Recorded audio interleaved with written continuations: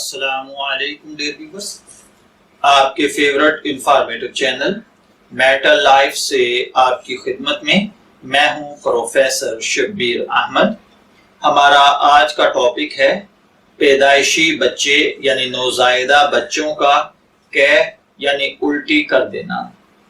अगर छोटे बच्चे डकार लेते हैं यानी दूध पीते हुए अंदर जाने वाली हवा को खारिज करते हैं तो थोड़ा सा दूध भी निकल आता है।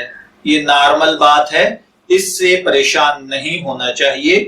दूध पिलाने के बाद बच्चे को कंधे से लगाकर हल्की हल्की पीठ थपकें ताकि डकार आ जाए।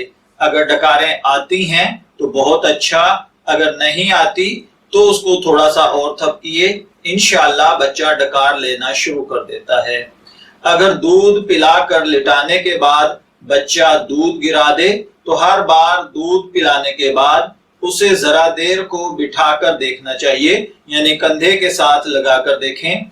जो बच्चा ज्यादा देर तक या ज्यादा तेज क्या करता हो, इतनी ज्यादा और इतनी बार हो कि उससे उसका वजन कम होने लगे या उसके जिस्म में पानी की कमी वाक़ई होने लगे, तो इसका मतलब है कि अगर बच्चा बीमार है तो उसको आंतों का इन्फेक्शन है या खून का बैक्टीरियाई इन्फेक्शन है। गर्दन तोड़ बुखार में बाज़ औक़ात दूसरी इन्फेक्शंस की वजह से भी कैह हो सकती है। इसलिए अगर बच्चे बहुत ज्यादा कैह कर रहे हैं तो उनको डॉक्टर को दिखाना चाहिए।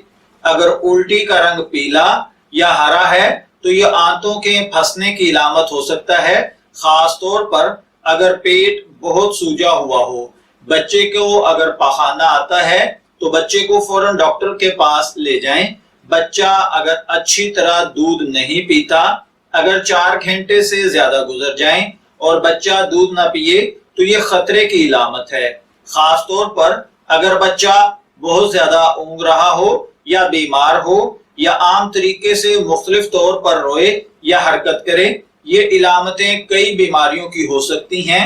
सबसे आम और सबसे खतरनाक बीमारियां जो जिंदगी के पहले 2 हफ्तों में लग सकती हैं, खून का बैक्टीरियाई इन्फेक्शन और इसी तरीके से टेटनस है।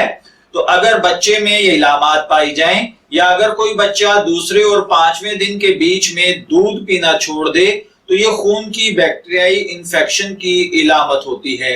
अगर कोई बच्चा 5वें से 15वें दिन के दरमियान दूध पीना छोड़ दे तो ये टेटनस की इलामत है।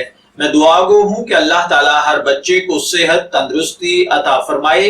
इजाजत चाहेंगे, फिर मिलेंगे किसी नए टॉपिक के साथ। तब तक के लिए अल्लाह हाफिज।